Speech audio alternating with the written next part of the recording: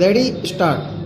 Then one point which I would like to mention to the minister in this connection is how far the proliferation of general colleges will help in the promotion of employment opportunities, because more and more educated and employment are registering themselves in the employment exchanges, and how to prevent this kind of explosive situation, because general educational colleges are being opened almost every day in many places. There is no restriction on that. The state governments are also not placing proper restrictions on the opening of those colleges. In this regard, a policy should be evolved also. Also, the role of the private sector, private enterprise in running these colleges, particularly in the higher education, should also be defined. There used to be a lot of enthusiasm in the private enterprise to open colleges and run them in the past, but more and more stress is now being given to opening government colleges. That also requires a little review. Then the universities should be spread from the burden of the day-to-day administration, the administrative burden. They should devote more time for research and maintenance of standards, etc. in colleges.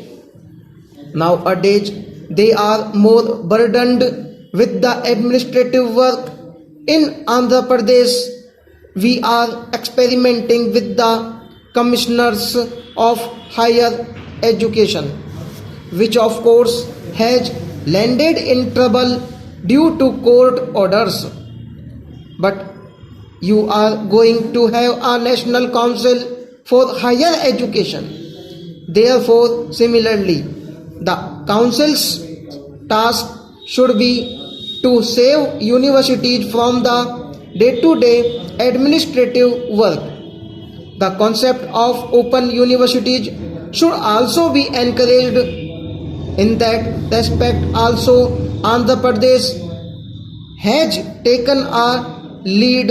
It was the first state to start an open university. Subsequently, you have started the Indira Gandhi Open University here.